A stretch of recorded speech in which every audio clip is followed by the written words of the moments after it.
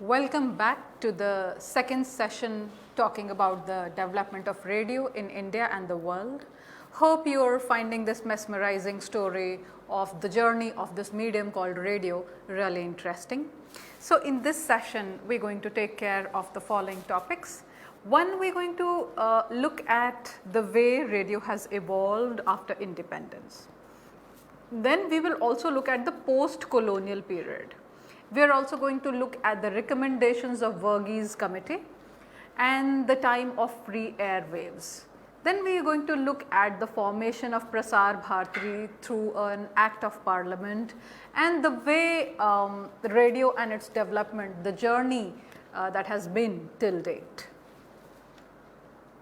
So, let us look first at radio after independence. In the previous session, I was discussing how while evading any kind of arrest by the British forces and the British police, the freedom fighters of India were making use of radio in the best possible manner to transfer their messages and communicate with the masses in general and to make sure that they all come together politically. So, now when the British left India, it was a divided India.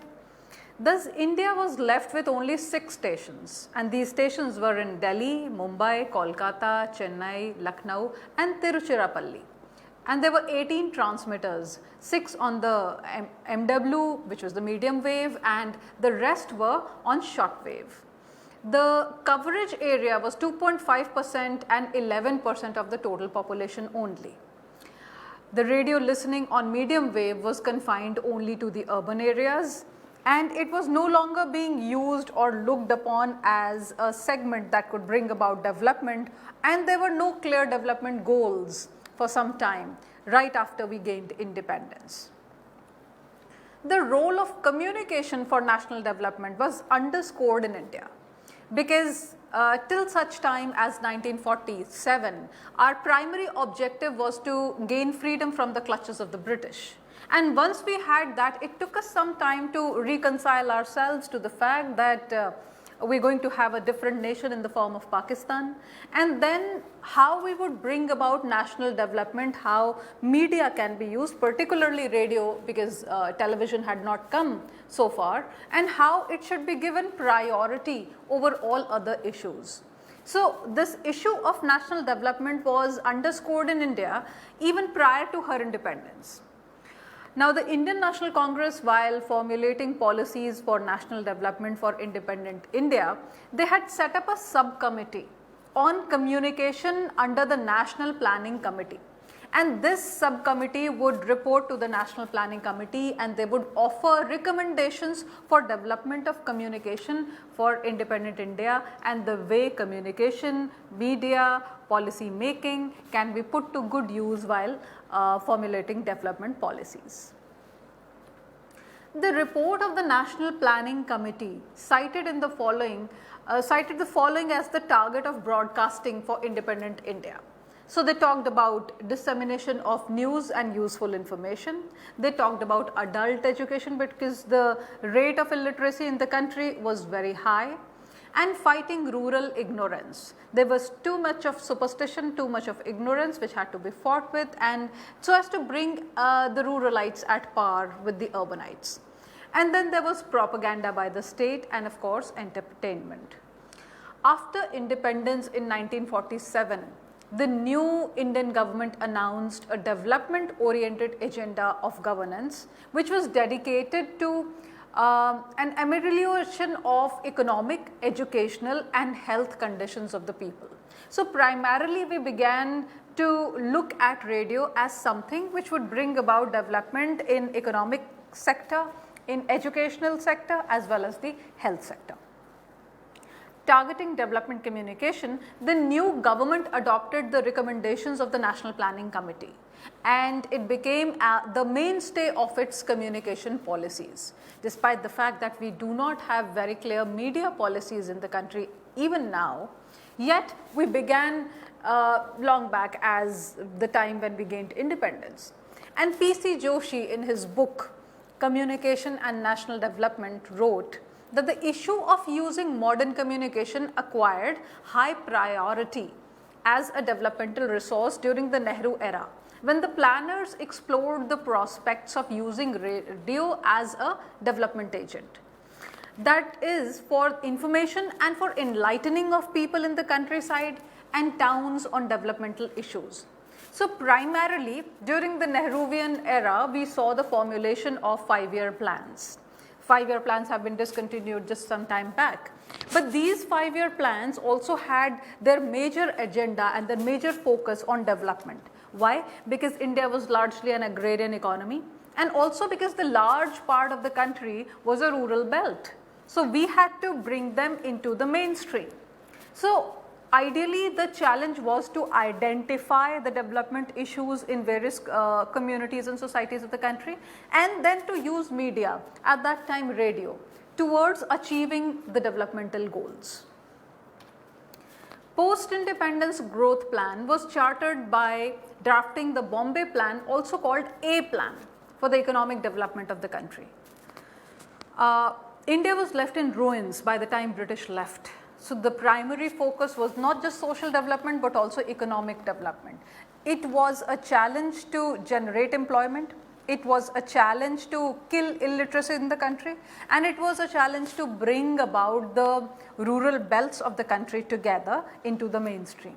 Also at the same time we were fighting the geographical adversities that the country has.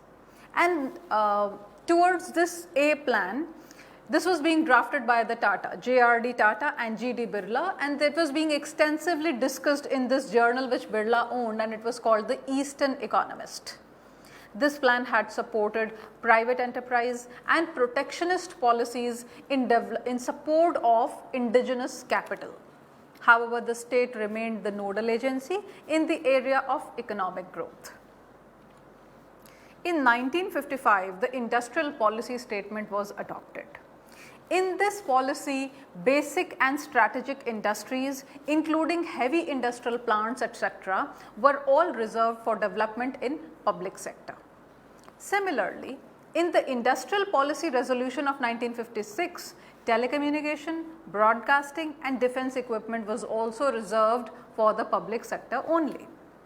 Now 1955 was the time when people started realizing that using the modernization concepts and models of the West will not be the best solution in the Indian scenario, because we were coming across the stages of development, like W. Rostov in 1955 had come up with the 5 stages of development, where he said that a society develops from being a traditional society to preconditions of takeoff, where they are prepared to take a step forward towards development, to the actual position of development where the society is taking a stride towards development, and then how do they behave, the level of acceptance post development, the mental state of mind of a community, of society, of individuals towards development.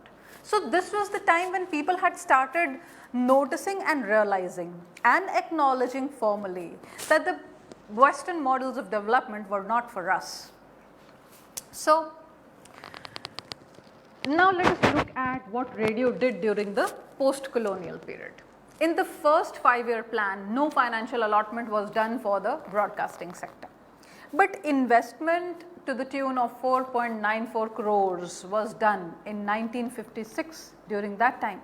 Most of the region was covered by AIR. Second 5-year plan envisaged the wider coverage, and for the first time the plan document spoke about setting up a TV station with an allocation of rupees 40 lakhs. So TV formally came to India during the time of emergency 1975-76, but it was being promulgated. The very idea of conceiving how TV could take up the cause of development in the country was being envisaged during the second 5-year plan. Of the entire plan allocation of 9 crores in the maximum amount, that is 267.8 lakhs, was earmarked for studio installation and additional office accommodation. Hence the focus was on infrastructure development, and this trend continued over many years. However, the growth had not been so fast. By 1960, 56% of the population and 37% of the country's area was covered by medium wave services. Therefore, the majority of the area was left to short wave coverage only.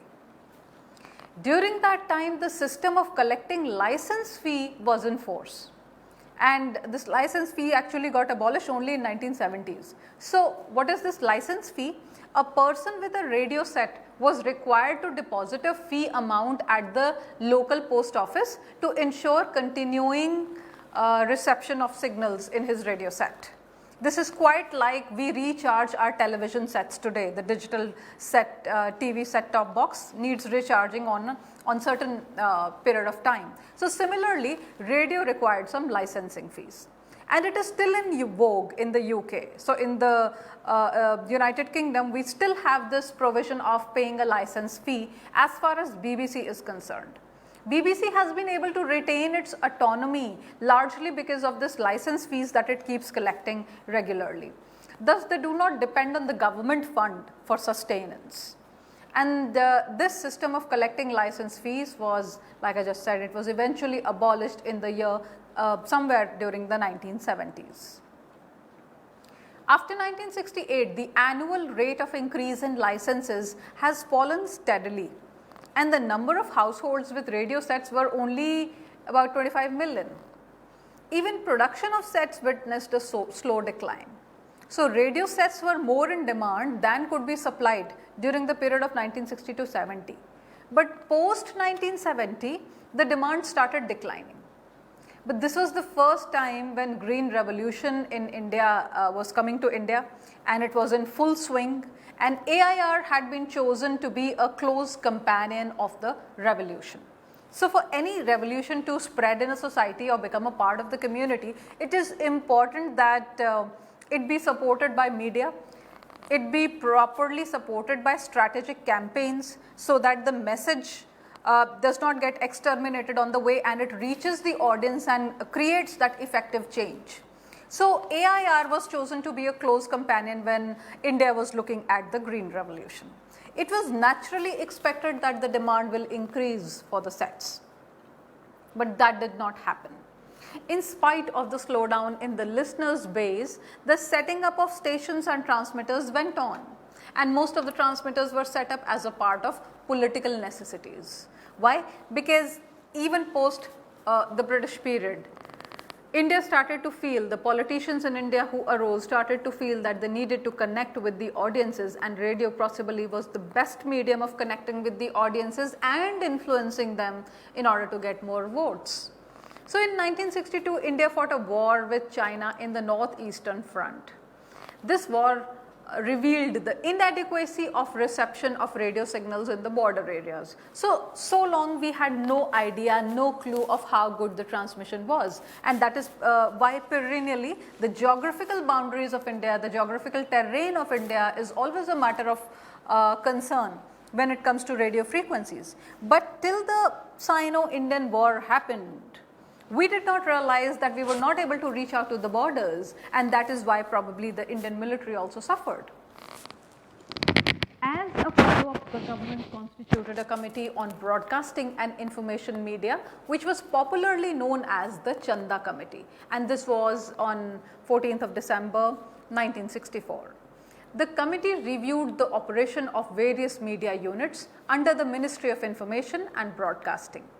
So, while it reviewed the operation of various units, it submitted a kind of report on radio and TV on 18th of April 1966. The committee felt that it was not possible in the Indian context for a creative medium like broadcasting to flourish under the regimentation of departmental rules and regulations where it continued to stay. Therefore, it recommended the constitution of a separate corporation for radio and TV, all electronic media. The report also suggested that both of them be given freedom to evolve their own recruitment rules, pay and service condition according to their varied and peculiar necessities. Another recommendation was for starting of a commercial service, and it was started from Vividh Bharati in the year 1967. In April 1970, the Lok Sabha was informed by the government that it was not the opportune time to consider the conversion of AIR into an autonomous corporation. But a major structural change was accepted, and this structural change involved separation of radio from television. Doordarshan came into existence on April 1, 1976 under the Ministry of Information and Broadcasting. Soon after the internal emergency, a white paper on the misuse of mass media during the emergency was presented to the Parliament in August 1977. So, during the elections, the opposition parties presented freedom of expression, including autonomy to electronic media, as a major election plank. After the new Janata Party government took charge, the working group on autonomy for AIR and Doordarshan was constituted by the Ministry of Information and Broadcasting by a Gazette notification which was dated August 17, 1977, under the chairmanship of the great B.G. Varghese alongside 11 members. Now, let us look at what were the major recommendations of the B.G. Varghese committee. Setting up of an independent public corporation acting impartially as trustee in the public interest, referred to as Akash Bharati in the tune of National Broadcasting Trust. So, NBC corroborated more with Akash Bharati, and that is why it was named so. The committee did not want two separate corporations for Akashvani and Doordarshan, but they suggested a highly decentralized 4-tier broadcasting organization at central level, at zonal level, regional level, as well as local level. India hosted the Asian Games in 1982, and TV, which was till then at a nascent stage, received a major boost. In 1984, Rajiv Gandhi became the Prime Minister of India, and he was very keen on science and technology as well as the medium of television. The entire political focus shifted to the new medium. The popularity of AIR also declined. There was a general apathy in the government to rejuvenate the medium of radio. And then came the time of free airwaves. 1990s was very critical period of India, both politically and economically. It is important to understand the development of a medium vis-a-vis its political and economic developments, its social raisings. So, ideally it is important to understand the political picture of the country as well as global picture and the economic countdown that had begun by that time. India was suffering from internal political instability, and the fragile National Front coalition faced a nationwide crisis in the summer of 1990 over its affirmative action policies. By autumn, a campaign by the BJP to build a Hindu temple at the site of a 16th century mosque in Ayodhya resulted in widespread communal violence. The government collapsed when the BJP pulled out. A new minority government failed to pass the scheduled budget in February 1991 when it lost the Congress party's external support. In May 91, while campaigning for the general elections, Prime Minister Rajiv Gandhi was assassinated. In reaction and in parallel to these developments, the economic situation of the country worsened. By September 1990, net inflows of non-resident Indian deposits had turned negative. Access to commercial borrowing had become more costly, and by December, even short-term credit was restricted. The foreign exchange reserves fell to $1.2 billion in January 1991, and by the time a new government took over in June, reserves could cover only 2 weeks of imports. India was close to defaulting on its sovereign debt for the first time in its history. Thus, India negotiated a $1.8 billion loan from IMF with conditions. The condition applied by IMF resulted in the structural adjustment program, which preempted the involvement of the state in state expenditures in many welfare sectors including health, and education. Neoliberalism had entered India with full force. Now let us look at the formation of Prasar Bharati. Prasar Bharati Broadcasting Corporation of India, which was the BCI Act, was enacted with the objective of conferring autonomy on Akashvani and Doordarshan, thereby ensuring that they function in a fair, objective and creative manner. The Prasar Bharati Act provided a direction and a pointer which should govern the broadcasting policies. The demand for autonomy for AIR and TV dates back to mid-60s, when the first ever expert committee, the Chanda Committee, went into this issue. The Prasar Bharati Bill of 1989 is largely based on the Varghese report of 1978 and the Prasar Bharati Bill of 1979 that was introduced by the Janta regime in Parliament in May 1979. The Prasar Bharati Bill favored the creation of a broadcasting corporation through an act of Parliament. But the Varghese report clearly wanted broadcasting autonomy to be a part of Indian Constitution. This would make it necessary to ensure that no future government would tamper with the freedom and independence of the corporation. The bill managed to sneak in a representative of MIB as a part-time governor. This was not the full autonomy that the PG Varghese committee had in mind. The bill of 1979 became an act in 1990 with the approval of all political parties in the Lok Sabha and the Rajya Sabha. The first step the ruling Congress government took in response to the invasion by cross-border satellite television was to set up the Vardham Committee, which was in the year 1991, to re-examine the Prasar Bharati Act of 1990. The Ram Vilas Paswan Committee was set up for this purpose in 1995, and it submitted a 104-page working paper with 46 recommendations on public and private electronic media, newspapers, news agencies as well as films. The committee had hammered out consensus on national media policy.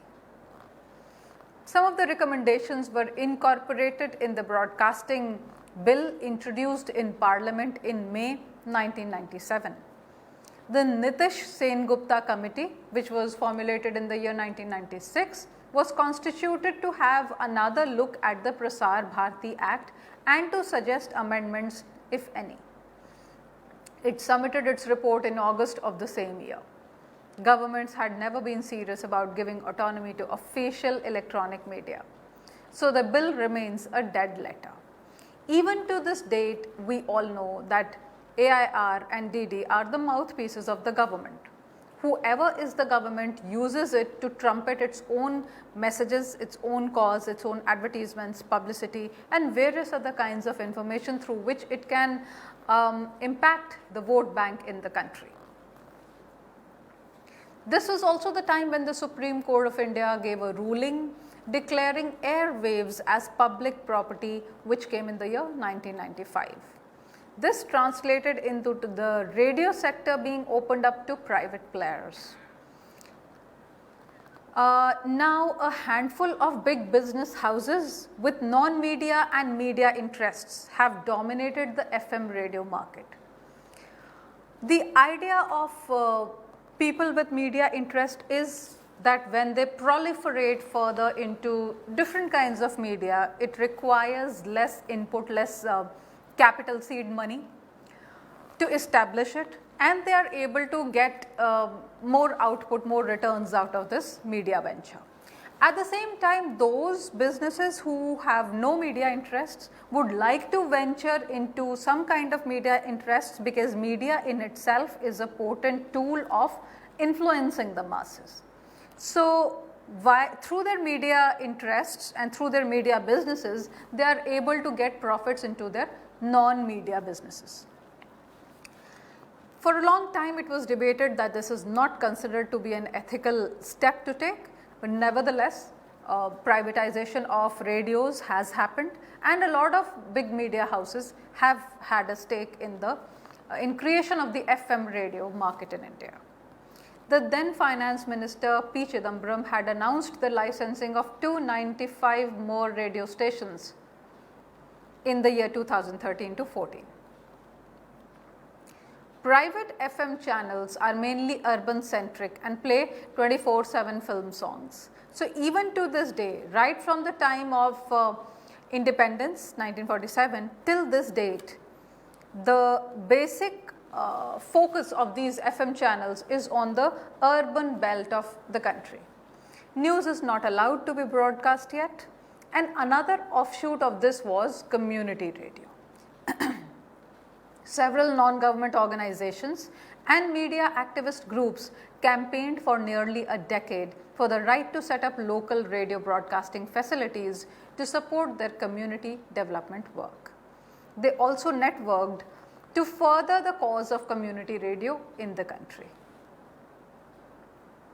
Now, this network, soon after the announcement of the community radio policy, came together in January 2007 to constitute the Community Radio Forum, CRF for short, in India. CRF has supported and promoted the setting up of community radio stations in the country and to lobby for policy changes that would amplify the progressive nature of the community radio policy and further simplify and democratize the licensing procedures. Since it is so difficult to procure, it was so difficult to procure licensing for community radios and for campus radio, despite the fact that these offshoots of radio were the best means of carrying out development in communities. So, in small communities, it requires less equipment and less infrastructure, so less capital money, and at the same time it is able to propagate development related messages or messages of social concerns, political awareness, so on and so forth. The Bangalore based communication campaign group, it was called Voices. It convened a gathering of radio broadcasters, policy planners, media professionals and not-for-profit associations in September 1996 to study how community radio could be relevant, should allocate regular airtime for community broadcasting was put forward. Requests were also made for granting licenses to NGOs and other non-profit making groups for running community radio stations. Subsequently, UNESCO made available a portable production and transmission which it called the briefcase radio station kit to Voices, so that it is able to do some experimental broadcast of programs for a hands-on learning experience towards the objective of setting up an independently run community radio station. So, it was only with the efforts of UNESCO that we were able to get our community radio station and experiment on it for the first time. These intense advocacy efforts about community radio broadcasting for the social sector finally catapulted into an inclusive community radio policy which was approved by the Union Cabinet in November 2006. As of 2012, there are 125 functioning community radio stations in India. Of these 125 stations, more than 90 are campus radio stations located either in the campuses of educational institutions like colleges and universities or in Krishi Vigyan Kendra with the focus of helping the farmers and solving their problems, which is also done through call centers as well as these campus and community radios. By the end of March 2018, there were 238 functioning community radio stations in India. Out of these 135 campus radio stations located in educational institutions, and they were also located in the state agricultural universities. So, today the state's role has been diminished to being an enabler. Even the state media apparatuses, Doordarshan and AIR have been following the revenue model of the private media houses. So, this is the journey that we have come to from the time of pre-independence till the state of in the year 2020. And I hope you enjoyed this journey of development of radio. Thank you for being with us. Have a great day.